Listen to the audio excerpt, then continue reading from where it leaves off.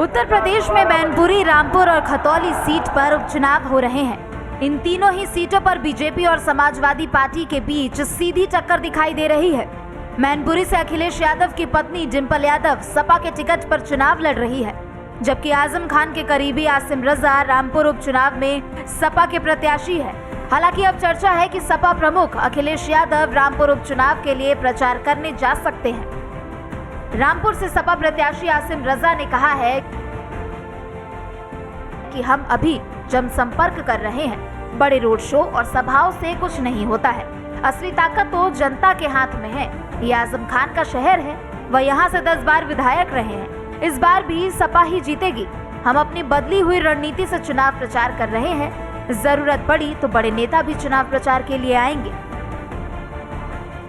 वहीं रामपुर के पूर्व विधायक और सपा के दिग्गज नेता आजम खान ने भी आसिम रजा के लिए चुनाव प्रचार में जुट गए हैं। राजनीति विशेषज्ञों की माने तो रामपुर में बीजेपी और सपा के बीच कड़ा मुकाबला है। इस सीट पर बीजेपी ने आकाश सक्सेना को अपना प्रत्याशी बनाया है।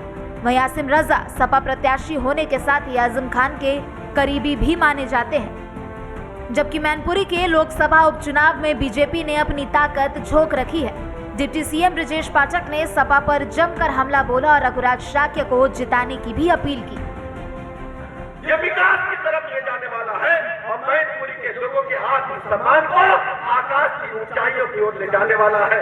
इसलिए मैं मैनपुरी और किस्मी के लोगों आपसे कहना चाहता हूँ, मुझे पता है कुछ बड़ा कस्बा में जिताएगा, लेकिन किस्मी के लोगों अपनी दिल और अंतरात्मा की आवाज पर देखिएगा। अत्याचार अनाचार कब तक आप बर्दाश्त करेंगे? भारतीय जनता पार्टी की सरकार गुंडे माफिया को जेल में ठूसने का काम करेगी। एक एक भाई बहन घरों से निकल करके कमर के आगे बटन दबा करके हमारे भाई रघुराज शाक्य को जिताने का काम करेगी। इन्हीं लक्ष्यों के साथ मैं आप सबको बहुत बहुत बधाइयां देता हूँ और आभार प्रकट करता हूँ। मुझे तो रास्ते में आवश्यक कार पड़ जाने के कारण देर से आना हुआ, इसके लिए मैं आपसे क्षमा मांगता हूँ और आपको भरोसा दिलाता हूँ हमारे रघुराज शाक्य को आज जिताएंगे। भारतीय जनता पार्टी को कमल चुनाव जिताकर प्रचंड बहुमत से जिताएंगे। मैं आपकी सर्वों की सेवा आजीवन करूंगा। वहीं मैनपुरी से डिंपल यादव को टक्कर दे रहे बीजेपी प्रत्याशी रघुराज शाक्य ने भी सपा पर जमकर हमला बोला और कहा कि आज पीएम मोदी और सीएम योगी के नेतृत्व में बीजेपी विकास काम कर रही है।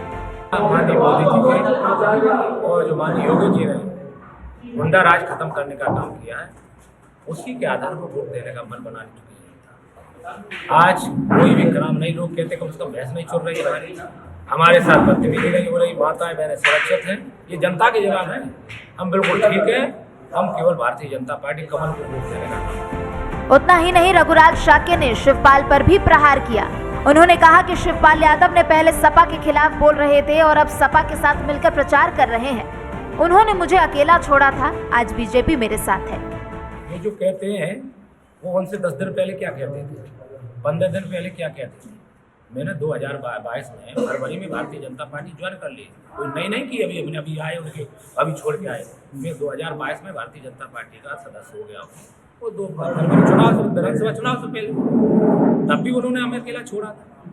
ये तो उन्होंने वो अपने खुद सोचने का काम करें, क्या उन्होंने किसके साथ करने का काम किया, किसके साथ क्या करने का काम किया, तो उनका व्यक्तिगत मामला है।